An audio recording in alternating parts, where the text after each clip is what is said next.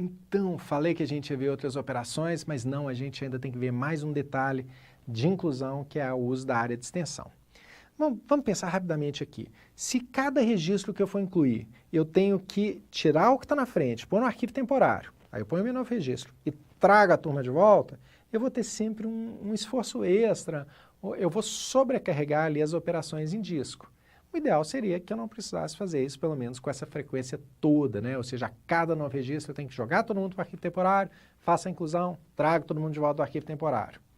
E a gente tem uma saída legal para isso, que é a chamada de área de extensão. É um lugar onde eu coloco quem chegou depois. Mais tarde eu dou atenção a eles. Não sei se você já passou por isso no colégio, sabe? Assim, a turma toda chega às 7 horas da manhã, todo mundo vai para a sala, tudo mais. Aí chega um cara às 7h15. Ele não entra na sala não, cara. Ele fica ali esperando até a hora de dar a mudança de horário e aí ele entra. Então, aquela turminha de aluno que chegou atrasada, que está parada ali na sala de aula, eles estão onde? Na área de extensão. E na hora que bater o sinal, entra todo mundo para a sala. É o que a gente chama de reorganização. Aqui vai ser alguma coisa parecida. Coloco todos os meus registros em ordem. Chegou alguém atrasado? Lá fora, na área de extensão. E aí, na hora que eu der uma reorganização no meu arquivo, aí eu trago todo mundo, ponho todo mundo na fila de novo. Ok? Então, é uma ideia relativamente simples, só que na hora que eu faço a busca por um registro, eu tenho que procurar quem está na área de extensão também, certo? Então, essa massa de dados principal fica numa área chamada principal. E a minha área de extensão lá também está dentro do meu conjunto de registros entre os quais eu vou procurar, só que aqui eu tenho uma organização sequencial na área principal. Lá na área de extensão, eu vou fazer lista encadeada. Então, a gente vai combinar um pouquinho de acesso de sequencial com lista encadeada. E, de vez em quando, uma vez por mês, ou quando a área de extensão estiver cheia, ou qualquer outra razão, aí eu trago todo mundo e reorganizo o meu arquivo. Então, isso pode ser feito periodicamente ou a partir de uma justificativa qualquer, né, de um fato qualquer. Muito bem, então aqui eu tenho a minha área principal, estou reservando 100 endereços para os meus clientes. Pode ser pequeno, então 100 mil, 1 milhão, sei lá, mas eu reservo uma área para os registros principais, que vão sendo inseridos em ordem.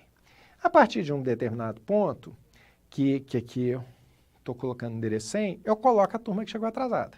Então vamos imaginar o seguinte, eu tenho lá meus registros bacanas, aqui ordenados por nome. Ana Maria, Carlos, Joana e Silvio. Aí chega o Rafael. E o Rafael deveria entrar aqui, ó. Só que o que acontece? Para o Rafael entrar ali, eu tenho que pegar o Silvio e toda a turminha dele e jogar lá no arquivo temporário. E depois eu ponho o Rafael e eu trago todo mundo de volta. E aí chega o próximo, Pedro, pego todo mundo e põe no arquivo temporário. E aí depois põe o Pedro e trago todo mundo de volta. Eu quero evitar esse tanto de cópia.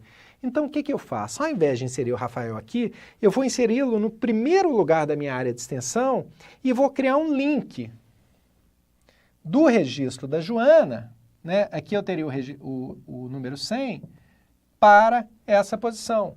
Então, na hora que eu procurar o Rafael, eu tenho Ana, Carlos, Joana, opa, próximo, 100, né? 100, olha o meu número por enquanto, que eu escrevi na mão. 100, aí eu vou lá, Rafael, e volto, pego o Silvio.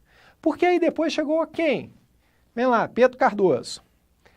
Esse cara, ele também tem que entrar aqui antes do Silvio e teria que jogar todo mundo para frente. Mas não, eu vou inseri-lo no fim da área de extensão. Quem que vinha depois do Joana? Era o Rafael. Só que o Pedro tem que entrar antes do Rafael. Então, eu atualizo aqui, eu faço Joana apontar para Pedro e Pedro aponta para Rafael. E quando ele encontra -1, quer dizer fim da lista. Então, ele retoma a área principal para a busca. Basicamente, uma busca numa área de extensão assim seria Ana Maria. Tem alguém depois dela? Não. Carlos Chagas. Tem alguém depois dele? Não. Joana Torres. Tem alguém depois dela? Sim, 101. Então, depois da Joana vem Pedro Cardoso. Aí eu vou para o 100. Rafael Oliveira. Acabou. Volto para a área principal. Silvio Costa. Alguém depois dele? Não. E vou percorrendo sequencialmente. Então, eu consigo fazer buscas sequenciais numa boa, tanto na área principal quanto na área de extensão, e em algum momento, seja periodicamente, seja na hora que eu estourar a área principal, na hora que eu ocupar minha área de extensão tiver metade do tamanho da área principal, tem alguns critérios que a gente pode trabalhar em cima deles. Aí eu reorganizo o arquivo, eu ponho todo mundo em ordem. E aí eu consigo um pouquinho menos de eficiência no acesso sequencial, mas eu consigo muita eficiência nas inclusões, alterações, exclusões e por aí vai. Só tem que tomar um cuidado com um fato bem importante. E se 2 usuários estiverem fazendo acesso ao mesmo tempo a um registro, né? Isso é o que eu chamo de acesso concorrente. Se um cara está tentando incluir daqui, ele pega o código lá, o próximo código é 4. O outro, no outro computador, no outro lugar, também tenta inserir também código 4. Na hora que os dois efetivarem as inclusões, eles vão gerar o mesmo código de registro. Eu vou ter 2 registros com o mesmo código e fura toda a lógica dos meus identificadores. Então, se eu for trabalhar com acesso concorrente, se eu estiver colocando meu servidor na web, se tiver muita gente trabalhando ali com os meus dados, eu tenho que bloquear algumas determinadas operações. Bom, felizmente isso está fora do nosso escopo, você vai aprender isso com professores de aplicações distribuídas. Mas é importante não perder isso de vista. E agora sim, a gente vai no próximo vídeo ver alteração, exclusão, consulta, então fica aí que a gente já volta, ok?